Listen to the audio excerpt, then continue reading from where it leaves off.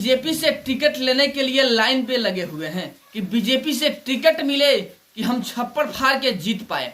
लेकिन एक तरफ पवन सिंह है जो कि बीजेपी से टिकट मिलने के बावजूद एक तरफ खुशी का माहौल होता है कि पश्चिम बंगाल से जहां पे शत्रुघ्न सिन्हा सांसद हैं उनके खिलाफ में पवन सिंह को टिकट मिलता है आसनसोल से।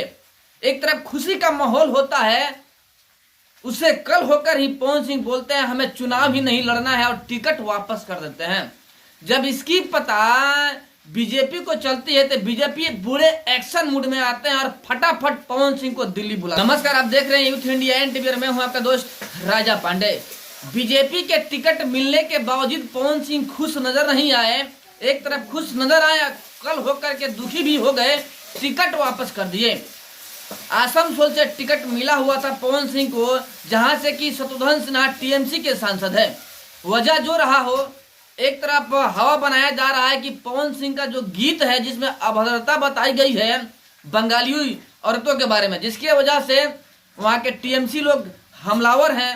हो सकता है रीजन कि पवन सिंह इस वजह से हट गए। एक वजह यह भी हो सकता है कि शत्रुघ्न सिन्हा धाकड़ नेता है, बड़ी हस्ती है फिल्म की, हिंदी फिल्म की, उनसे डर के भी पवन सिंह साइड ले लिए होंगे। चलिए अलग की बात है, वजह जो रहा हो। लेकिन जैसे पता चला बीजेपी को, जेपी नड्डा ने पवन सिंह को घुमाया फोन और बुलाया दिल्ली में। दिल्ली में पवन सिंह और जेपी नड्डा का मुलाकात होता है।